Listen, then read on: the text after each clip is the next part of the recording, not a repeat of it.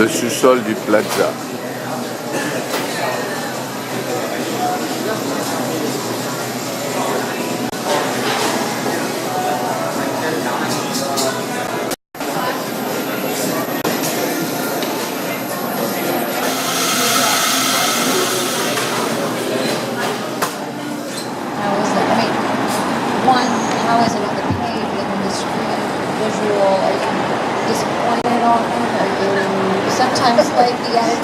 Better than the book itself? Is it? I've been lucky. I've had only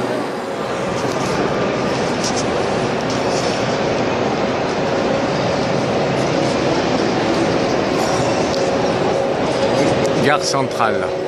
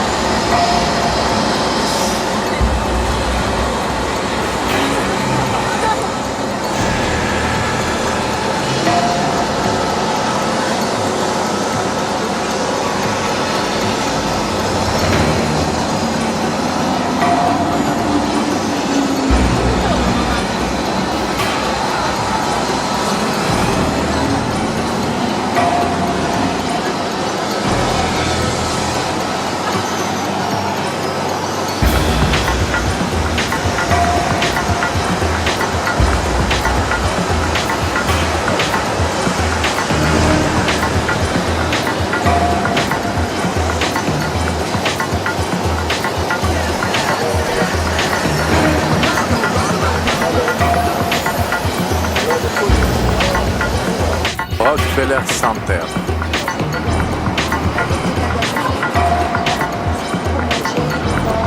19 tours.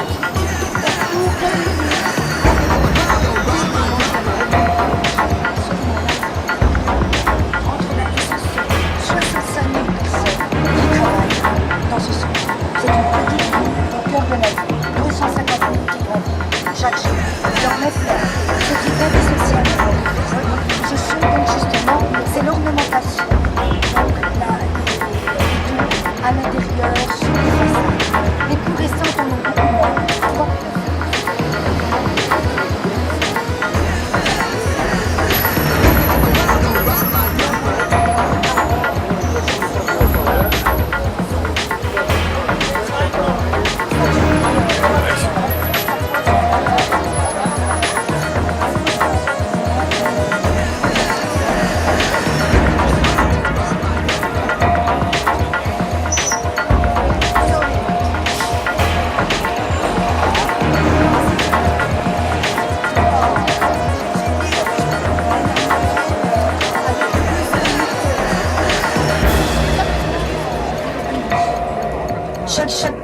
Chaque tribunal a un nom. Sa spécialité, c'est costume, ça s'appelle la rue du Centre ici. Voilà, ils ont bien aménagé au parc là-bas d'ailleurs, on est prêt à recommencer.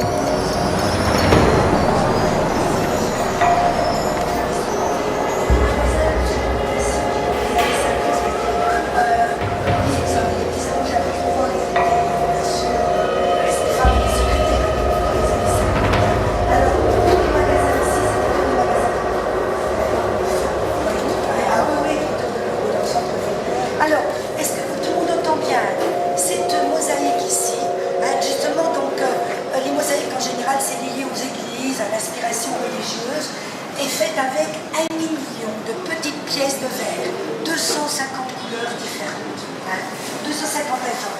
Alors, M. Rockefeller Junior, parce que le fondateur milliardaire, c'était John Rockefeller Senior, et le fils était John Rockefeller Junior. Dans les années, fin des années 50, c'est elle qui a ouvert le musée d'art moderne, avec deux couleurs.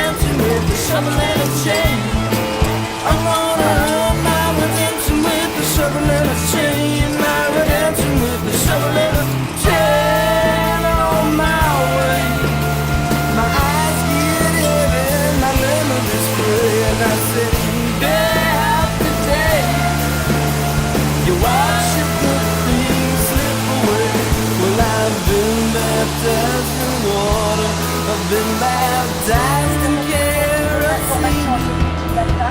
Words would have drowned and swallowed up the sea.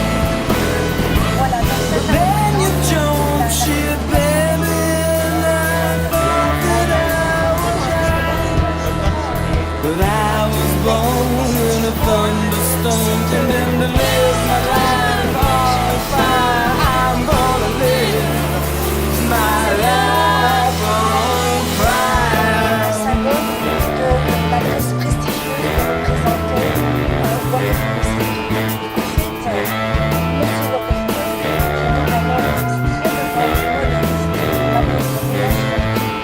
now I'm sitting to the sugar stoop tramps, the curtains in the hair, but the ring fingers bare when I lay down the throat until the yellow sun went down and the moon came up without a sound. I'm gonna earn my redemption with a shovel and a chain. My redemption with a shovel and a chain.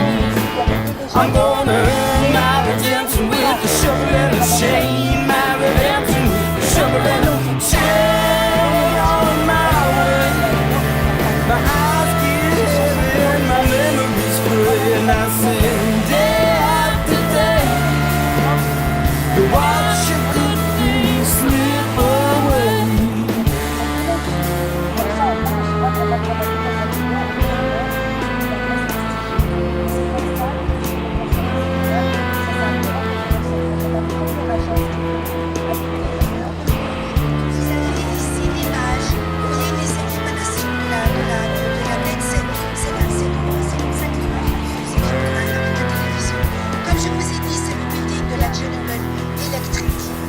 Et là, on va entrer. D'ailleurs,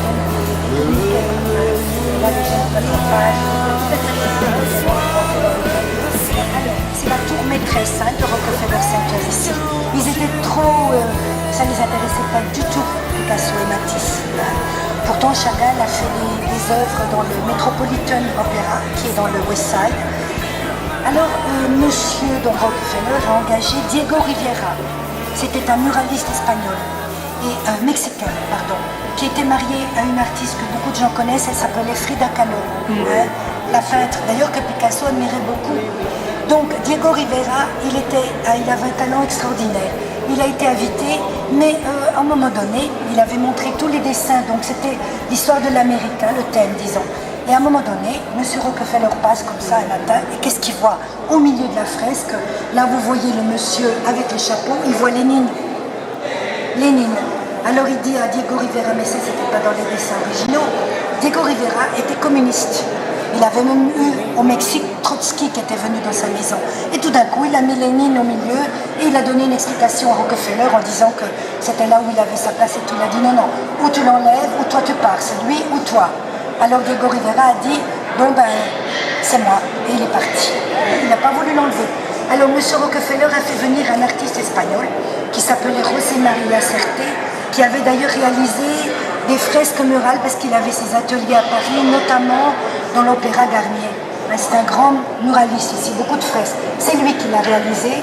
Ça représente le progrès de l'Amérique et l'homme au chapeau, c'est le président, bien sûr, Lincoln. Ensuite, vous avez Ralph Waldo Emerson, qui était un philosophe. Ça représente bien sûr l'intelligence de l'homme et le travail. Encore une fois, regardez, vous avez ici, alors c'est là où je dis, vous pouvez l'interpréter politiquement comme vous le voulez, parce que vous pouvez dire l'homme est un instrument puissant dans la civilisation, dans la construction du monde, etc. D'accord? Il construit, ou alors c'est un esclave. On est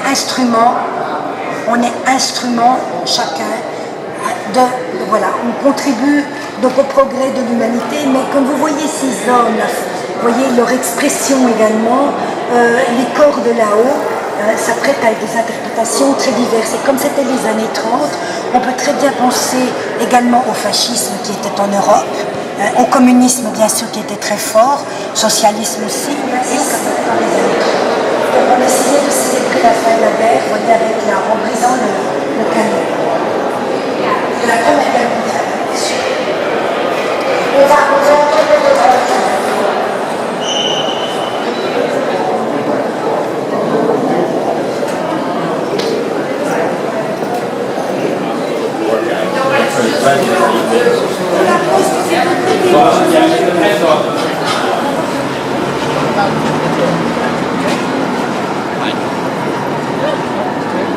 Oh yeah. Inside, upstairs.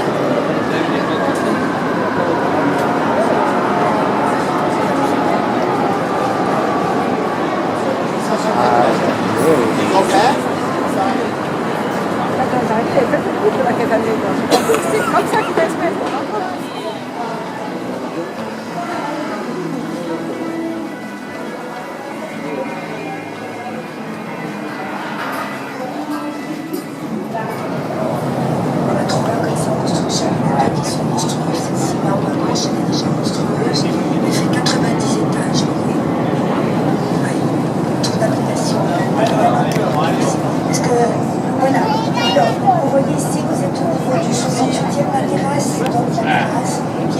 Le pont de Brooklyn.